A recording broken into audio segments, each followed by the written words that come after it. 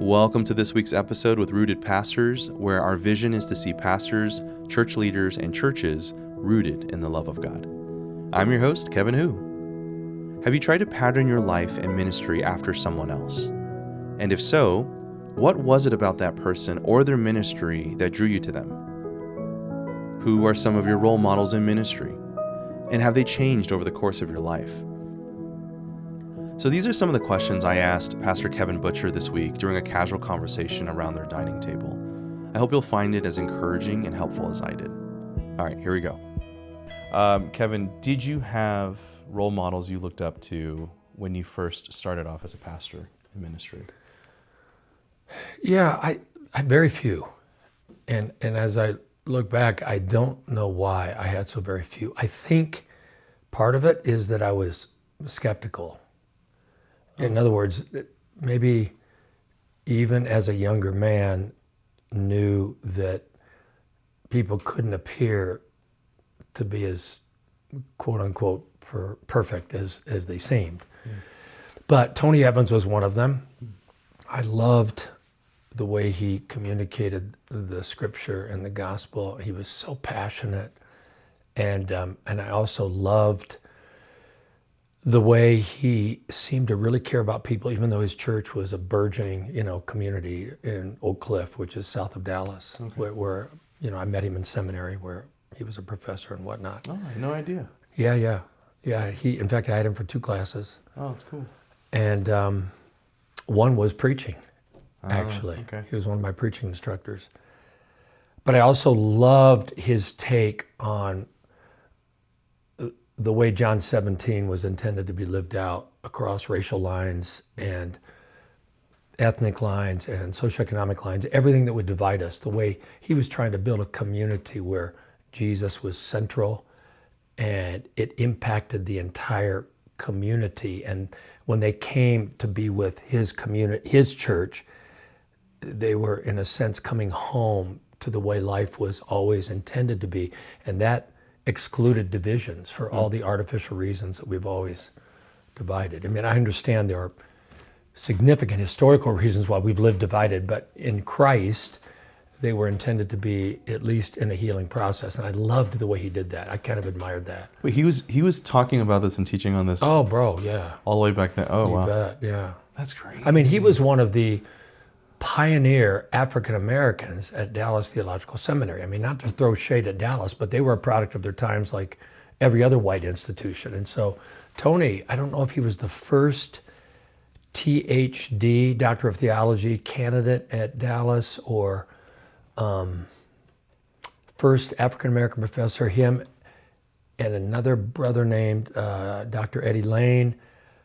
But let me just say, it was mostly men and mostly white men, even when I was there first in 1976, which when you think about it, is only a decade and a little more removed from the heart of the civil rights movement. So it was still the South, and it was still Texas and whatever, but he was one of the folks that I admired. And a couple of the other folks that I admired were not even pastors. One of them was Dr. John Hanna, and I loved him because he wasn't afraid to talk about his brokenness. He was a church history professor. He was the guy that eventually mentored me through my writing my dissertation, my thesis on the history of Pentecostalism and my grandfather's role in that. And he would take me, like when he would have to go give a lecture someplace, he would ask me if I wanted to go with him. I mean, even as I share that, I'm choked up because that wasn't something that happened to me or for me. And he was so brilliant, yet didn't think of himself as brilliant. He just loved Christ, and he loved Christ out of his own brokenness and would tell us, his students, about it.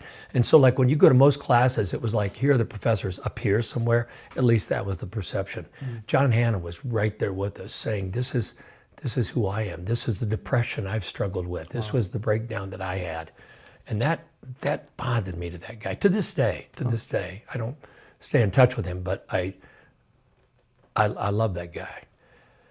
But there really weren't that many. I don't know if that's a part of my skepticism, as I mentioned earlier, or my own independent streak as just an Enneagram 8 type leader. I have no idea. But I just didn't have many. One other guy named Craig Glickman, he was a brilliant runner-up for a Rhodes Scholarship. He was a professor at Dallas Seminary too, and he became a really, really good friend. We rode together back and forth to class, and but he was really my friend, man. I mean, I admired him greatly, but he was my friend. Those are the three that I can think of, and they all come out of the seminary days. With Craig, what was it that you admired most about him? Well, he was funnier than heck. I mean, we laughed. We played this crazy online, not even online. It was some kind of a football game on television that, you plugged in. He was hilarious. He was pretty earthy. I'll just put it that way. He was pretty earthy, okay, and had such a way of synthesizing theological thought. And look, it came from the text, but he was just a brilliant thinker, but funnier than heck. And honestly, I could feel his care for me. And I could feel that he really loved me. And we were both young married couples. He was a newly married guy. And so I learned probably more theology from Craig Glickman riding back and forth a half an hour each way to seminary.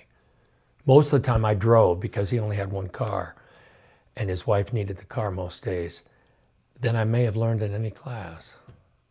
Isn't that strange? But those three guys, for various reasons, I will say the common thread was I sensed they were all pretty real.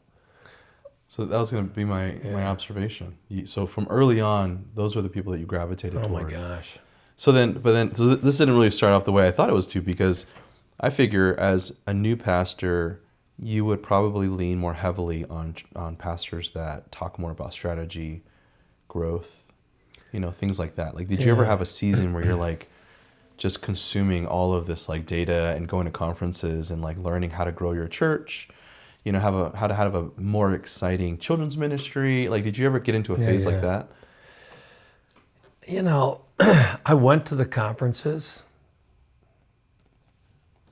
but, and again, you're asking questions that are causing me to, or compelling me to analyze what in the heck was going on in my head. Sure. Why was I always so skeptical of anything that seemed formulaic? I didn't appreciate formula. So if somebody says, well, here's an example. Back when the second church I pastored, Grace in Detroit, was growing like gangbusters, I remember a Methodist pastor. He became a dear brother to me, but he came to me one time and he said, Kev, he had kind of a small community Methodist church there in one of the suburbs in the Detroit area. And he said, can you help me get together a worship band? Because this would have been the early 90s, mid 90s. And Willow Creek was just a booming phenomenon. And he was convinced that if he could have a worship band like ours, his church would grow. And I remember even then, now this would have been 05, 15, 30 years ago. Okay. I was thinking, no, bro, it's not about a worship band. And so we talked. We had a coffee and talked about what was he really asking for. And so I've always been skeptical of anything formulaic. But on the other hand, I was a young guy, so I went to the conferences. So here's how one of those went. There was a young guy named Jim Dethmer who was a brilliant communicator. He became Bill Hybels' second for a while at Willow Creek, until the pressures of ministry became, he said he felt like he was a praying mantis in a jar, and that everybody just was, flipping that jar with their fingers, wanting him to do a dance. And finally get out of ministry, became a therapist. He unfortunately lost his marriage and went on. I don't even know where he is today. But I went to one of his conferences and was on preaching. And one of the comments he made was, one of the things that most of you men, mostly guys there back in that day, most of you men need to do is cut your messages by about 15 minutes. And I was trained at Dallas Seminary, where you had the pretty standard, this is the way you do it. Okay. And it would take 40 minutes, maybe 45, to preach a message like we were instructed to preach, at least as I understood it. And I went home. I thought, okay, I need to cut my messages by 15 minutes, down to about 30 minutes. And I'll never forget this. This, again, has been like 30, 35 years ago. The first time I tried that, one of my elders, who had been a big fan of mine in terms of my preaching, it's one of the reasons he wanted to hire me back, 3 or 4 years earlier. When I did that first 30-minute sermon, and I'm having this memory, Kev, from 30 years ago. He said, Kev, you're a good communicator of the scripture. That was your first clunker. He called it a clunker. Basically, what I took from that was, I was trying to listen to the guy. I was trying to fit myself into the mold of what the guy, who is the guy, said that we could be, should be, ought to be. Yep. And I remember thinking at that moment, for better or for worse, I'm a storyteller. This is how I'm going to do it. I know when my audience is sleeping. I know when I've lost them. I'll know when to cut off my talks. But I'm not that 25-minute, 28-minute guy. I'm never going to be. I remember thinking that. So that was my kind of experience with these conferences. Okay. I would go, I would glean something, I would come home, try to plug it into whatever we were doing. And look, bro, Kev, it's not that I didn't take anything from those places and find meaning for our communities. But I was never the guy that came back with the notebook and said, all right, here's the 5 things. Yeah. And I just wasn't that guy. Oh, it's interesting. I just wasn't. I'm just thinking that's what makes you you, and that's what makes me me. Oh my gosh. Because I was the one of because they would always do the Willow Creek conferences, any kind of, I think I went to Catalyst West, and there's all these different ones where you have all these megachurch pastors that were there. And I still remember there was one preacher that was in tears, and he was sharing one time about loving Jesus and knowing Jesus is the most precious thing to him. Come on. And this was, I think, the second to last sermon of the conference, the 2-day conference. And he was sharing how one of his daughters, one day came up to him and was like, I don't know if this is for me or if this is real anymore. Oh my. And he wanted to just, he wanted to be firm but respectful, right? And recognized even at that point that it had to be hers, had to be her decision. Yeah. But he's like, I would be on my knees in the other room praying for her. Oh my in gosh. tears. You're wrecking just saying, God, take whatever you need to take away from me, but please don't let her out of your grip. She needs to know you. She needs to know you. And he's in tears recalling the story on stage, and I'm in tears. Oh my. And I was just like, what is happening? Because the entire tone of the conference was not that. No, it was Hillsong was there. Some guy was playing a John Mayer kind of thing, a cover. There was who was that Christian comedian, Tony Hawkins or something. There was a Tim Hawkins, I think. Anyways, there was a Christian comedian and these really charismatic leaders that demonstrated their. One guy flexed his bicep on that their charisma. It was all that, and then afterwards, for $545. You get the 10 CDs, the 10 DVDs, and workbooks to take back to your team and now incorporate this into your everyday. And so I think and you walk back and you're like, oh, I have no lights. I have no, bustling crowd. I have no money. I have no money. Well, yeah, so all of it. So it's you're just trying to figure out, okay, so I just need a little bit more of what they were doing then. And then that's how I grow the church. I'm just saying, bro. And that, from the mid-'80s when Willow Creek kind of took off, we're actually the church renewal movement coming out of, 50 years of fundamentalism's reaction to quote unquote liberal theology.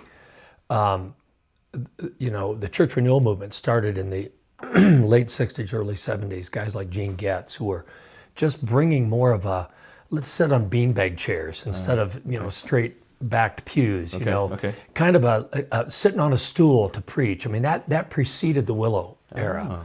Okay. And then, but once the Willow era hit, everybody thought, we've got to attract these non-believers, which, by the way, you and I, Kev, both believe that the love of Christ attracts the non-believing world, even if we're goofball in our attempts to package it, the authenticity of that love can't be mistaken. It will break through all of our quote unquote failures, if you will, to have the best sermon, the best music, the best whatever. It's that love that attracts. So you and I would not be against attracting the non-believing world, but we were taught that there was a slickness that we had to move toward to attract the non-believing world. Now, and I rejected that from the beginning. It just didn't feel right to me. And then I will say this, my memory is being jogged, that somewhere in there, the small groups movement hit. Yep. And I will say, I drank some of that Kool-Aid. And I think for good reasons. Now, it was a bit too, there was a guy named Carl George that had this formula, man, that was color-coded. The orange groups and the blue groups. And I actually did an engagement or two with and for Carl George because we were adapting. And so I got on, I thought it was cool. I got on an airplane and went and gave a talk. I have no idea what I said. I have no idea whether it mattered to anybody, but I became one of the guys on a smaller level that others were supposed to take from. Wow, okay. But the small group piece hit me more in an authentic place. And I didn't have the language theologically for it, but my intuition was, yeah, Jesus will live in those places in ways he can't necessarily live as profoundly in the larger group. We need some small groups. So we went in that direction. Eventually veered off into our own pattern. But I will say that was one instance where I did drink the Kool-Aid. Not with totally negative results. Right. Yeah. I remember that. There was a phrase. Was it Willow? They probably, I don't know if they coined it, but it was like, are you a church with small groups? Or are you a church of small groups? Dude, that was... Remember that? Yeah, I do. Oh my gosh. Yeah. And I'm not sitting here knocking it either, because I think it is powerful, because I feel like a church that doesn't even consider kind of that intimacy that you find in smaller community groups and relationships, like then it's like you're just focused on that Sunday experience. I agree. And I feel like that's to the detriment of the church too. Yeah. So I was going to say then, okay, so it seems like from the get-go, you gravitated towards something deeper in people, right? You were kind of able to kind of work through all of that. And by the way, I should say, not to interrupt, but to interrupt, 1990, when I almost took my own life, all of what we've just talked about was in the 90s, where I was going, maybe not. I'm not going to drink that Kool-Aid. It was after, at the age of 36, I almost committed suicide because I was so empty. So when I began to understand it was the love of God for me that I had missed, that colored my viewpoint of all of what was happening in church around the world.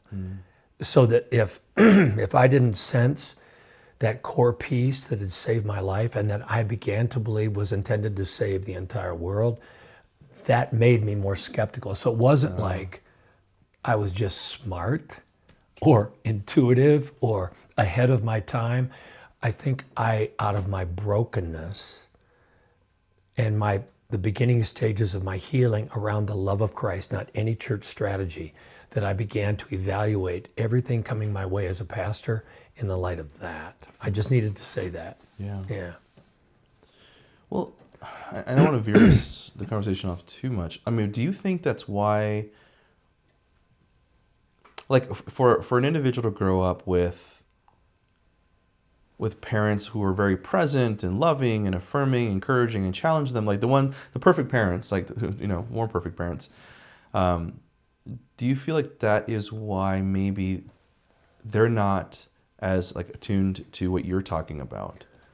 So maybe they're more like, oh, what is the way to grow the church? What are the strategies? How do we remain relevant, culturally relevant, and all this other stuff, right? Do you think that has something to do with it?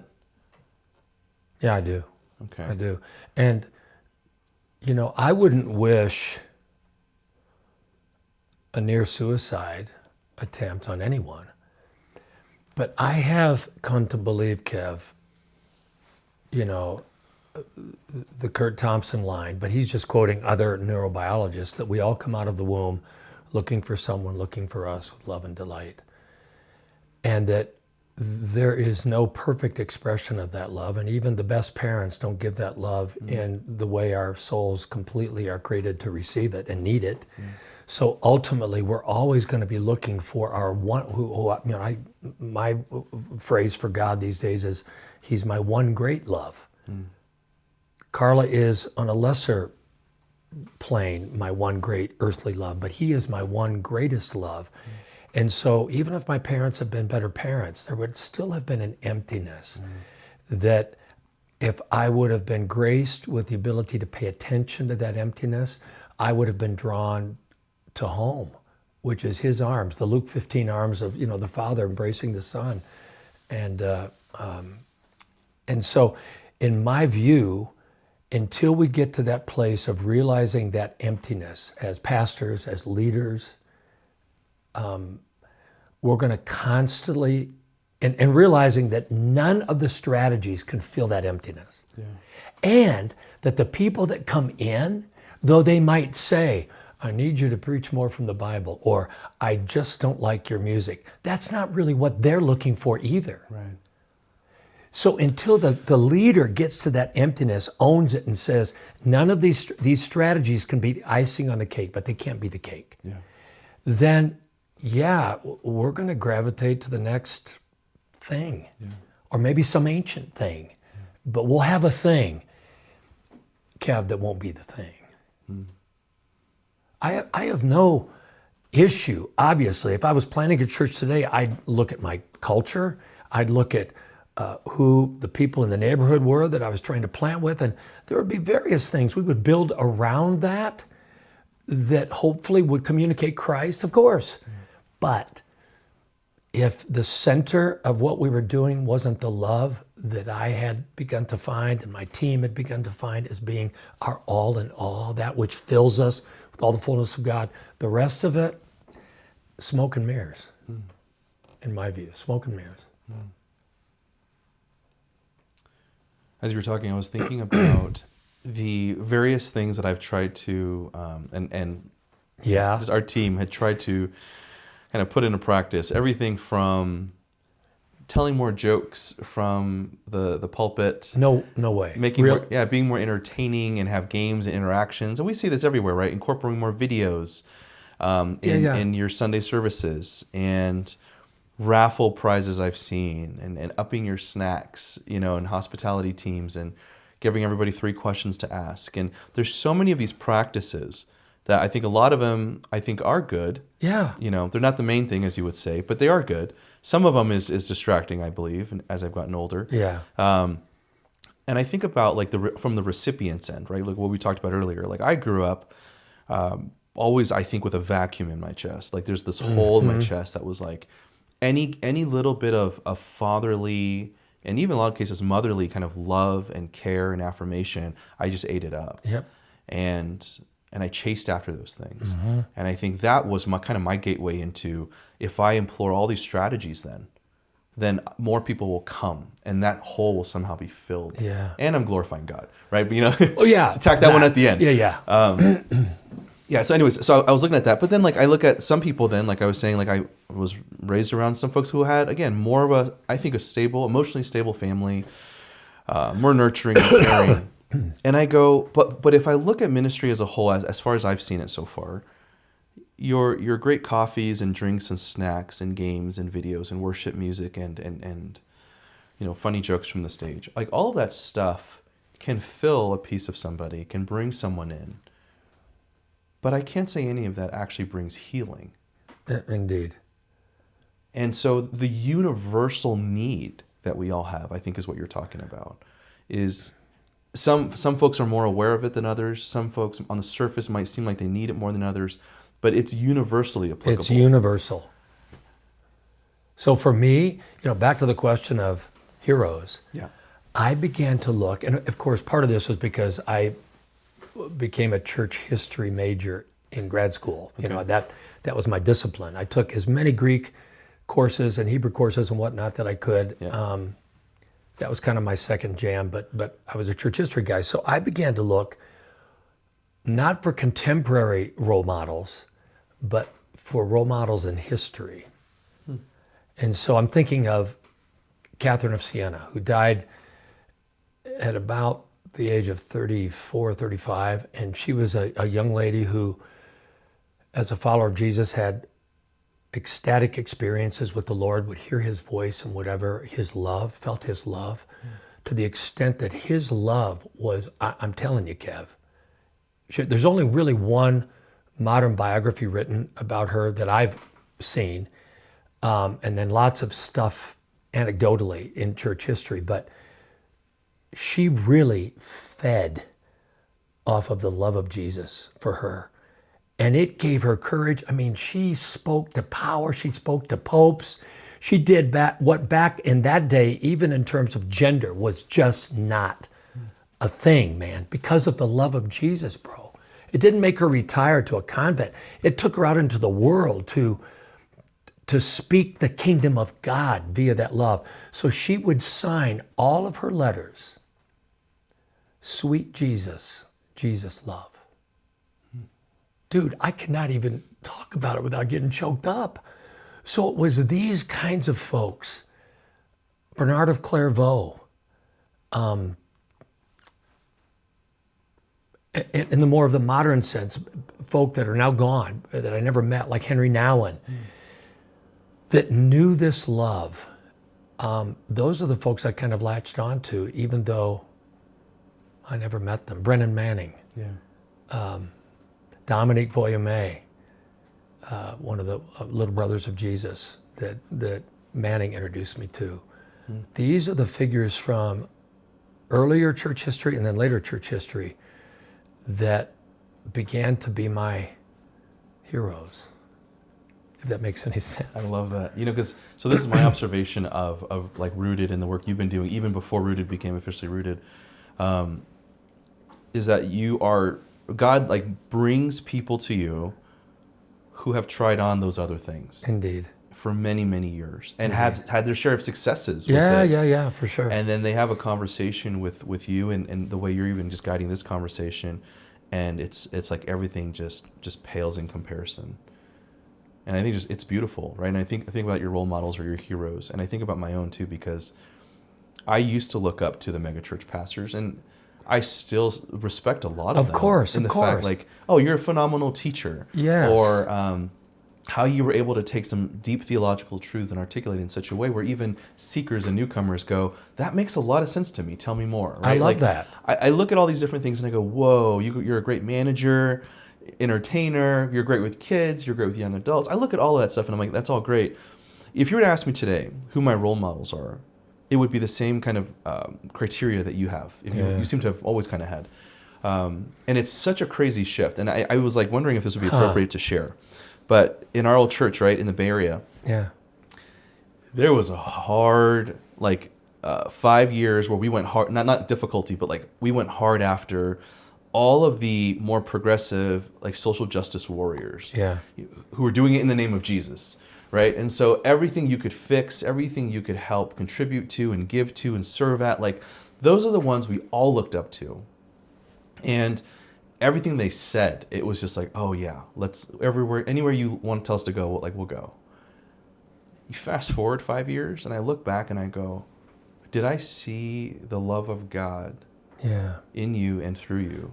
And it's not to say what they were doing and how they were leading wasn't the best they knew of at the time or whatever it is. Like this is not a knock. This was just me identifying the heroes that I used to look up to, the role models, and the ones now. Right, and even just on the more sensitive matter of even like race, where we were, it was like if you are a white leader, then you automatically you don't have as much cred. You're out, right? You have to be a minority leader leading in this context, and yada yada yada yada. I mean, God's been rocking my heart the last few years, where He has time after time just showed me men and women who have such a tender heart before God, who have seen so much success in their life too, right? But that's not what they're wearing. They're wearing the love or the arms of God around them constantly, where you're sitting with them and you're like, I want that. I want that. It's so compelling. It's so attractive. And again, going back to the way God made us, our brains are made to respond to that love. I mean, that's not even a Christian statement primarily. It is a Christian statement, but it's a scientific statement. It's a biological statement about who we are as human beings. So if we try, to your point about social justice, I mean, who, as followers of Jesus, if we read the whole Bible and look at Jesus' life, are not into social justice. The gospel is intended to level the playing field because we're all one in Christ. We're all created equal. And we need to treat each other with the love and respect that equality, that organic equality calls for. So if we're not into social justice, we're living in a bubble waiting for heaven. We're not bringing the kingdom to earth. So with that established, if you take that very good kingdom initiative, social justice, which is a good thing, it's one of the best things, and we try to make that the main thing, you've heard me say this a million times, Kev, I'm like a broken record. If you try to make a good thing the main thing, it will corrupt it. And eventually it will flame out, which is what you're describing that happened kind of around you in Oakland. Yeah. It wasn't that there weren't folk who were trying to love Jesus and let that motivate them towards social justice, but if the love doesn't continue to be the thing, the enemy will let that flame just kind of slowly die. And now you're left with all the initiatives, but no love to source the initiatives. And honestly, in terms of social justice, Dr. Martin Luther King Jr. taught us that. If you listen to any of his sermons, if you look at any of the historical movements, I'm thinking of the time that he was up in LBJ's office. And LBJ's in eternity, so I'm not trying to judge the brother, but he was known to be a pretty classic white racist of his era. And yet, here's Dr. King in behalf of social justice, but motivated by the love of Christ, up in that guy's office, knowing what his predilections were racially, but loving him tough, loving him tenderly, for the sake of the kingdom of God and social justice. But it was love that took him there and kept him there and allowed him to see the cause through. It was the love. And I'm not talking out of school here. This comes straight out of Dr. King's mouth and almost everything he said in every talk, every speech, every sermon. So yeah, even something as righteous as social justice can be used by hell if the love of God is not at the heart, which is why Jesus, again, I'm preaching a little bit here. It's all good. Why Jesus said in John 15 in some of his last words, hey guys, I'm leaving, you're staying, and this is what you have to be about. You've got to make your home in my love, or you can't you won't thrive in your battle with hell. You won't even survive. That love is not just one of the things. It's the thing. It's the main thing, man. That's so good. The Martha Mary account is coming up to mind. Yeah. And I remember, so I actually, when our previous church closed, the founding pastor actually preached on that passage. Did he? He did. And I was asked to give the closing benediction, and I referenced it as well. Of the closing service? Yeah. You gave the closing benediction I and did. oh my I did. We gosh. did unpack that one a little bit later. I did not know that. I mean, to this day, it was like an honor and like gut-wrenchingly painful. Of course. All of it. But if you were to ask me like 10 years ago, or maybe let's say 8 years ago, I would be like, there are too many Marys in the world, actually, in the church. And if y'all don't Martha up, like you are living this comfortable space, and you have this false gospel, prosperity type stuff. And like, I had a lot of my kind of beliefs about that. And then you fast forward a little bit, there was a season of, I was like, all I wanted to be was Mary. And I wanted to know what it was like to be in the presence of Jesus more, even though I was teaching on it every week, even though I was walking other people through it, and I saw God moving. For me, I wanted that. And it seemed like other people were getting it more than I was experientially. And so there was this battle there. And then and then it was interesting. So now I look back at that moment, I go, there is such a peace about viewing both of them. Come on. Right? Yeah. I go, I view it without, I view Martha without a judgment, without saying you were doing, the wrong thing or whatever it is. And I don't look at Mary and like, oh, you were just, the most holiest person. I think I look at that as kind of like a whole picture of just realizing like there's such beauty and joy with Jesus being there. Agreed. There is so much beauty and a gift in the opportunities to serve Jesus and to host him. Like I look at both of us like so beautiful things, but Jesus goes, but what Mary has in this moment is the better portion. Yeah. And kind of like the way you're talking, I'm like, yes. the main it's the heart. home, the heart of it. The serving has to come out of that place. If not, good luck. So what I find, again, like going back to the role models now, is like, I don't care if you're Chinese like me, Yeah. If you are white, if you are male or female, if you are someone who knows how to find your home in that posture that Mary had, right? Yes. It's like, it's almost like it's universally like your qualities and characteristics at that point are the same across races, genders. Exactly. It doesn't even matter. Yeah. Like once you have that, you're like, oh, you were a megachurch pastor in the past. Oh, you are a CEO of this company. Oh, you built 10,000 wells across Africa. Like how I look at you and how I feel God's presence in you is the same. Bro. It's crazy. I don't know if that's your experience. It sounds like it is. Oh my gosh, yes. And I'm thinking today, you've heard me, at almost 70 now, I'm thinking, who do I have any role models today? Yeah. Yep. And you hear me talk about Kurt Thompson all the time. Well, I've not only met that guy, I mean, he's written 4 books now. He speaks all over the country. He's got this thriving psychiatric practice. He's just, he's got it going on by anybody's estimation. Sure. But what draws me to him, and again, this is like choking me up, man. I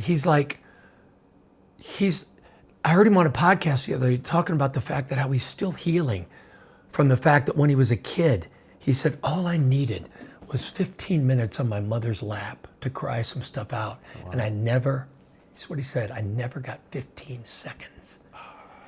Now he's 60 years old now, okay? And he's saying, and I'm still working that out. And he said, we carry so much pain. And he said, I'll be working that out. We will be working our stuff out till we go home to glory. And when I hear that guy talking like that, now he's me. And he's centering himself in the love of Christ. He's a wounded healer doing his own healing journey, surrounded by that love. And all he's trying to do in his book writing and his practice and the groups that he started that he calls confessional communities that are full of his clients that he believes can heal best when they're surrounded by folks who will hold their story sacred and love them on the journey. He's doing all of that out of that place of love. So, funny anecdote, when I met him, the one time I met him, I was in a smaller breakout session with him after he had given a big talk at this event. And I had my first book with me. I had brought it to give to someone else, but I had an extra copy. And I just thought, well, this guy writes about shame. I write about shame. This guy writes about the love of Jesus. I write about the love of Jesus. This guy gives his life away to helping folk. That's what I've been doing. I'll go up and give him a copy of my book. Like, I would never do that because you want to buy my book, go on Amazon, But I felt so compelled, drawn to him as a fellow beloved son. Yeah, he was Kurt Thompson, the man, but he was a beloved brother, a beloved son. We were living in that same space of craving and receiving the love of Christ. So I went up to him and listen to this. Out of my own shame, I said, hey, by the way, I just really enjoyed your talk. I've read your books. I really love them. And here's a book that I wrote. And I said, you probably won't have time to read it. You know what he said? He said, don't say that. He said, I'll read it. In other words, I was preempting out of my own shame, not love, giving my book to this brother who I was drawn to because of the love, which shows you how insidious the enemy is with everything else trying to impose its way up into that space. I don't know if that makes any sense to you, but that's the guy that I want to be around. And there's sisters like that too, like Brene Brown, who gave that talk on shame, and then went hid in her house for 3 days because she was so full of shame. I want to know her, because I know she is working toward, I even heard she came to faith in Jesus at some point. She's working towards centering in the thing that is the only reality that will fill us with all of God's fullness. Those are the folk, if you want to call them heroes, those are my heroes today. Think of so the mindset that drives us to replicate other people or adopt strategy and trying to fill that space, right? What we've been talking about in the first half. I wonder now, like, if you try and take that same lens and apply it here, you go, yeah. So I want the ability to project that same kind of love. Yeah. And it's like, okay, so that even sounds like to me is like, that's not right. Dude, that's death, what you just said. So can you, closing out this conversation, like, can you kind of direct, because you and I are talking, but people are listening, hopefully. Yeah, hopefully. Right? But if they're tracking so far, and you just called it out as death, how do we recalibrate that? How do we redirect ourselves? Well, first of all, I was going to say this a moment ago, and I want to say it now. Okay. Like Kurt Thompson, and for the very same reasons, you're one of my heroes. So I'm drawn to you. I mean, you're so good at what you do. You bring this unique blend of pastoral acumen and knowledge and biblical knowledge and love for people, together with all your technical skills that can help us do what we do with Rooted. But and so that is like the icing on the cake, to use that phrase again. But the reality of my relationship with you, even as a younger brother, is that you are a lover. And you have come to the point where you know that his love, it's not that you live there every day, because we all have moments when we drift, but you know his love is everything.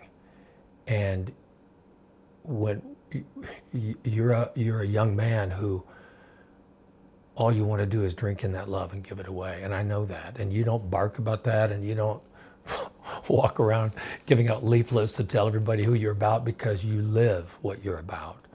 And that makes you one of my heroes, just so you know. So what was your original question?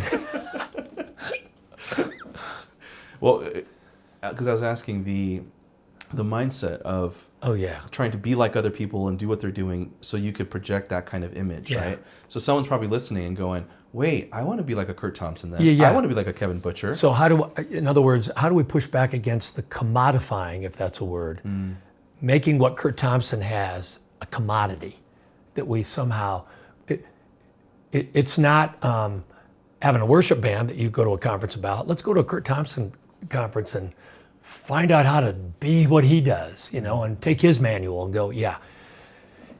Love isn't like that. My experience with love, and I think the experience of the folks that I've read, especially the historical folks, like Bernard, who has, his big tome on the Four Loves, which is worth reading in any era, and Catherine of Siena and others.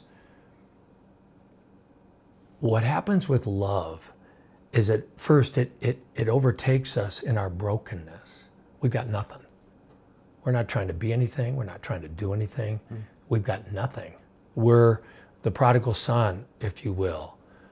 It says he came to the place where he had nothing in that pigsty. And that's when he came to his senses and looked home and saw the Father's love running toward him. So first of all, it's something that we can only open ourselves up to in our absolute lostness,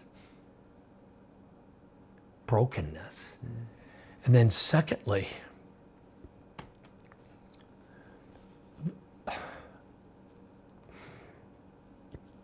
the more I receive that love, the less I'm conscious of what I'm doing with it, if that makes any sense. Oh, wow. It's not like when I'm receiving that love,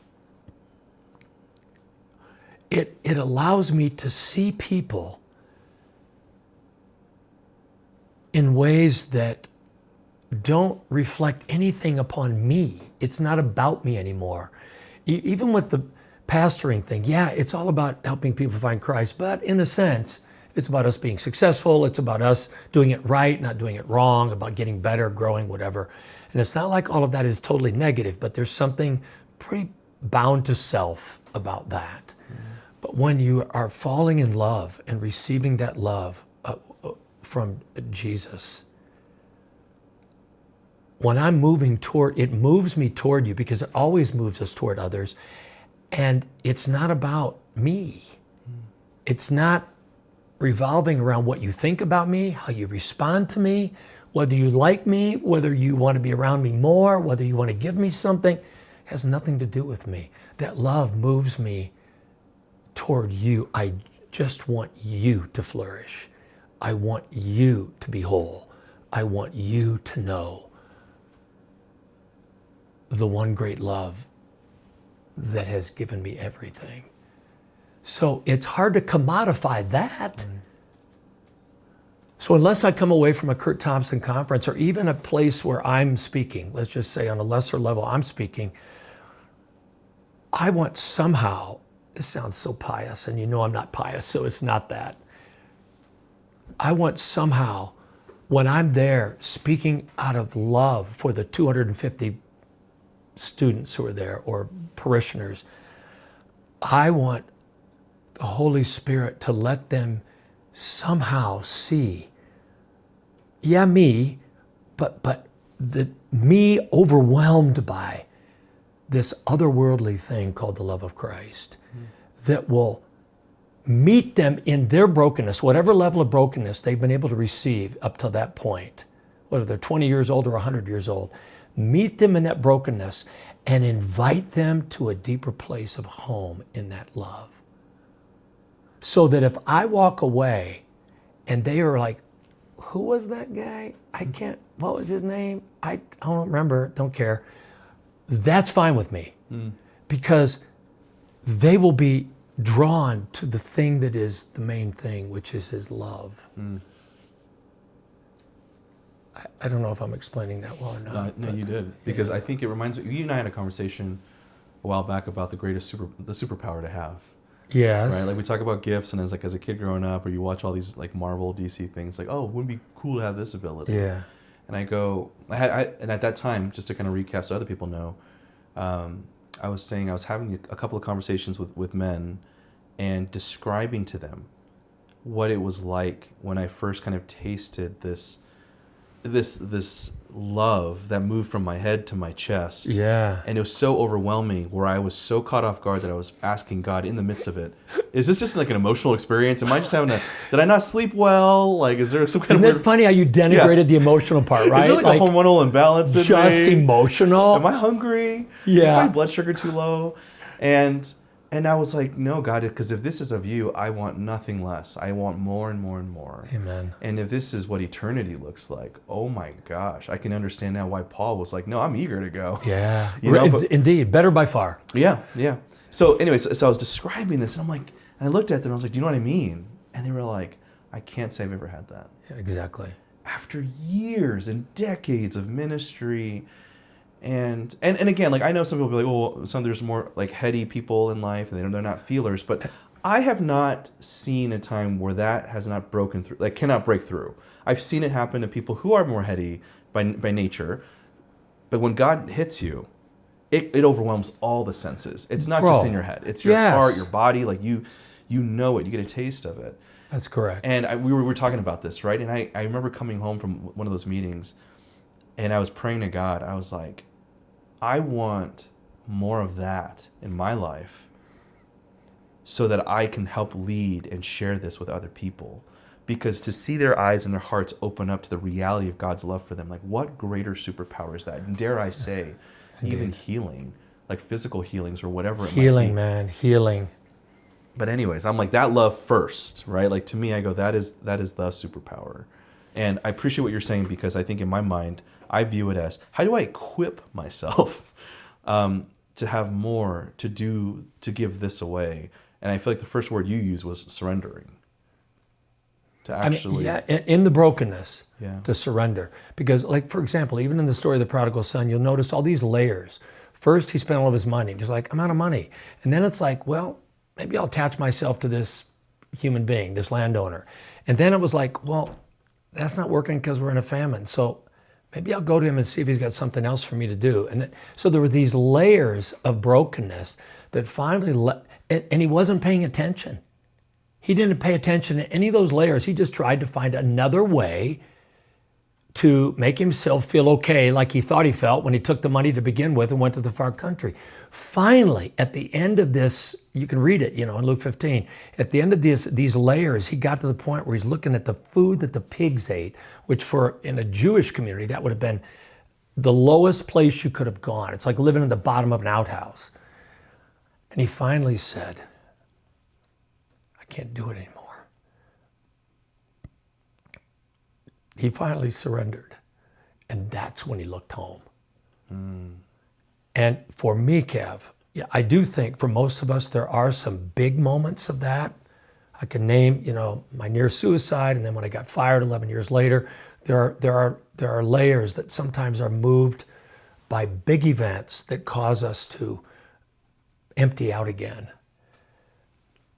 But for me, my experiences, and I think maybe Paul would back this up, maybe. It's kind of scary when you think Paul might back what you're saying up, but if I'm understanding him right, this is a brokenness that I'm called to live in every day. I'm called to come back to. Without his love, I've got nothing. I've got a lot of window dressing, and it's not negative, it's not horrible, but it can't fill up the emptiness, and it's not what the world's looking for. And even that window dressing only takes on life when it's filled with the life of what I'm really looking for, which is that love. So when Paul says, here's his life verse, N.T. Wright says, this is his life verse, I've been crucified with Christ. Nevertheless, I live, but not I, but Christ lives within me. And the life I now live in this flesh, I live by the faithfulness of the Son of God who loved me, and gave himself for me. That love took him to the cross. That's my life. I live by God's faithfulness, surrounded by the love that he gave to me through that cross. That's my life in the flesh. So I think he would back up what I'm saying. And of course, when you go to 1 Corinthians 13, and he said, if you have all faith, which is what the Jews valued, if you have all knowledge, which is what the Greeks valued, if you had all prophecy, which both camps valued, and you don't have love at the core, the Greek is so strong here, Kev. You have nothing. So for any of us, who might be listening into our conversation who are thinking, yeah, but is that really the Bible, or is that just a reconfigured Carl Jung, or Sigmund Freud? No, it's right there in the text. It's always been about his love. What's in there? It's in there. It's in there. Amen. That's all I got, Kev. Yeah. But don't forget I said you're one of my heroes. And that's the part I'm going to edit out. No, you are not. If you do, I don't know what I'll do. There's nothing I can do. You're bigger than me. You're stronger than me. I don't know if I'm stronger than you. All right, Kev. Well, thank you. Thank you, Kev. We hope you enjoyed this week's episode of Rooted Pastors. Did you know that our ministry for pastors and often their spouses and families is funded entirely by donors? As we draw closer to the end of 2023, we would like to invite you to consider partnering with our ministry as a monthly financial supporter. We know that pastors often struggle with asking others for help and for a variety of reasons. So one of the barriers we want to remove is the financial burden for our pastors to receive the care and mentoring they need. We believe that healthy pastors, rooted in the love of God, help usher that same transformative love into the churches they help lead. And so our heart is to reach as many pastors as possible with the healing love of God. So if you have a heart for pastors and want to support the work we're doing, we are asking you to prayerfully consider a recurring or one-time gift that will help us further our mission in 2024. Donations can be made through our website at rootedministries.co and by clicking Donate in the top right corner. Thank you.